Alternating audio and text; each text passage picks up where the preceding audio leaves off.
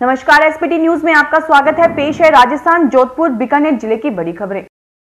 राजधानी जयपुर में रेमडेसिविर का संकट और बढ़ गया है। अब इसकी बिक्री राजस्थान सरकार ने पूरी तरह अपने हाथ में ले ली है। कोई भी इसे अब खुले बाजार से नहीं खरीद सकता।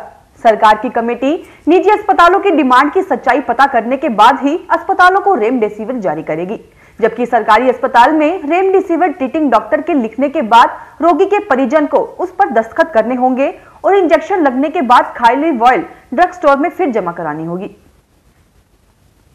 नागौर जिले में लगातार बढ़ रही कोरोना संक्रमित मरीजों की संख्या के बाद अब अस्पतालों की स्थिति बिगड़ती जा रही है।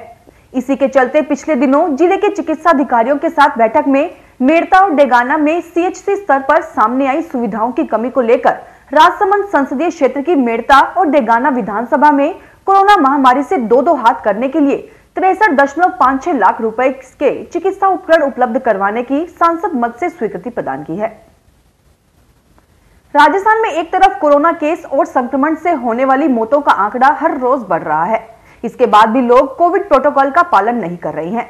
ऐसा ही एक मामला प्रदेश के भीलवाड़ा जिले में सामने आया है, जहां एक परिवार के लोगों ने बारात निकालकर कोरोना के नियमों का उल्लंघन किया।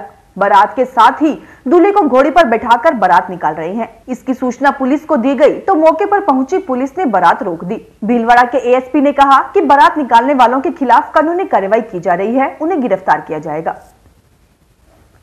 राजस्थान में एकमात्र लिक्विड ऑक्सीजन प्लांट से प्रदेश के आधे से ज्यादा बॉटलिंग प्लांट्स को आपूर्ति तेज हो गई है।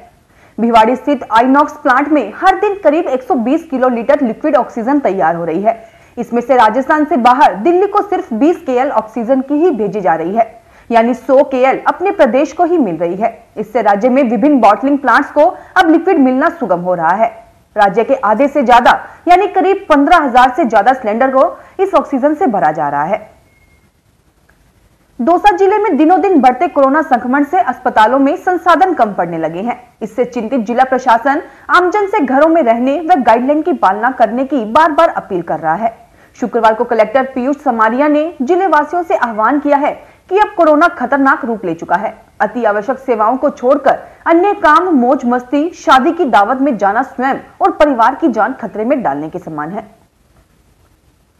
जोधपुर की रातानाडा पुलिस ने स्कूटी पर जा रही मां बेटी से दिन दहाड़े बैग लूटने के 3 आरोपियों को गिरफ्तार किया है। रातानाडा थाना अधिकारी लीला राम ने बताया कि गुरुवार को यह वारदात हुई थी। लूट के आरोपी लक्की भील, अरुण प्रजापत और विजय भील को गिरफ्तार कर लूट में प्रयुक्त बाइक व लूटा गया बैग बरामद कर लिया गया है। कोरोना संक्रमण की चेन को तोड़ने के लिए राज्य सरकार ने 3 मई तक जन अनुशासन पखवाड़ा घोषित किया है, लेकिन कुछ लोग जन अनुशासन पखवाड़े के तहत निर्धारित की गई गाइडलाइन की पालना नहीं कर रहे हैं। ऐसे में जोधपुर जट उत्तर की टीम ने शुक्रवार को कार्यवाही करते हुए 17 प्रतिष्ठानों को सीज किया। इसके साथ ही गाइडलाइन की अवहेलना करने पर 7 चालान काटे व 2700 रुपए का जुर्माना वसूला। बीकानेर में कोविड रोगियों की संख्या थमने का नाम नहीं ले रही है। शुक्रवार को 1078 पॉजिटिव पाए गए। प्रशासन ने सुबह जो आंकड़े घोषित किए उनमें संख्या 776 बताई है, जबकि शाम को यह संख्या 302 बताई है। जोधपुर महानगर के लूनी क्षेत्र के सिनड़ी गांव में 2 जगहों पर विवाह के दौरान कोरोना गाइडलाइन का उल्लंघन होने पर प्रशासन द्वारा 25-25 हजार रुपए का जुर्माना लगाया गया। तहसीलदार नारायण लाल सुथार व सब इंस्पेक्टर शिव सिंह ने कार्रवाई करते हुए राजूराम पटेल व रणछोड़ राम की पुत्री के विवाह में जुर्माना लगाया। बीकानेर जिले के लूणकरणसर में शुक्रवार को कोविड-19 की गाइडलाइन के उल्लंघन करने वाले कृषि मंडी आईसीआईसीआई बैंक के सामने एक दुकान को सीज किया गया।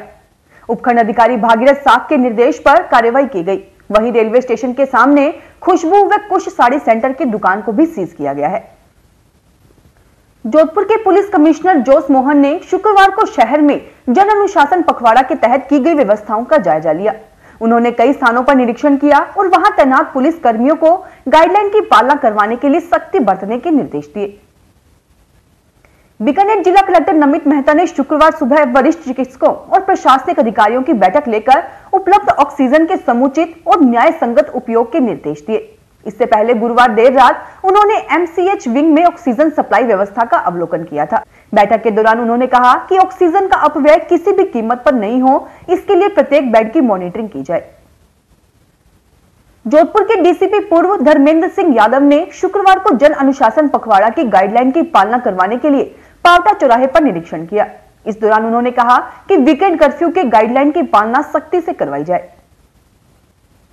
बीकानेर में कोरोना के बिगड़ते हालातों के बीच जिला प्रशासन ने ऑक्सीजन के एक एक सांस पर नजर रखना शुरू कर दिया है। पीबीएम अस्पताल के हर वार्ड में ऑक्सीजन पाइपलाइन और मॉनिटर पर हर वक्त एक नर्सिंग कर्मी की ड्यूटी रहेगी। 10 बेड्स पर एक नर्सिंग कर्मी की ड्यूटी लगा दी गई है। जहां से ऑपरेशन की आपूर्ति होती है वहां भी अतिरिक्त स्टाफ लगा दिया गया है। जिला कलेक्टर ने शुक्रवार को अपने निवास पर मेडिकल कॉलेज प्राचार्य सहित कई अधिकारियों की मीटिंग लेकर स्थिति की समीक्षा की। बीकानेर में कोरोना काल में पूरी कायनात महामारी से जूझ रही है। ऐसे में राज्य व केंद्र सरकार राहत कोष में सहयोग करने के लिए लोग भी आगे आ रहे हैं। बीकानेर के दिवंगत स्वतंत्रता सेनानी रामनारायण शर्मा के पौत्र तरुण शर्मा ने अपनी शादी समारोह के प्रीति भोज पर खर्च नहीं कर उसकी राशि में से 1 लाख रुपया कोरोना संक्रमण बचाव के लिए राहत कोष में सौंपी है। फिलहाल इस बुलेटिन में इतना ही, फिर हाजिर होंगे और बड़ी खबरों के साथ। एसबीटी न्यूज के वीडियो देखने के लिए हमारे चैनल को सब्सक्राइब करें और नोटिफिकेशन पाने के लिए बेल आइकन को प्रेस करें।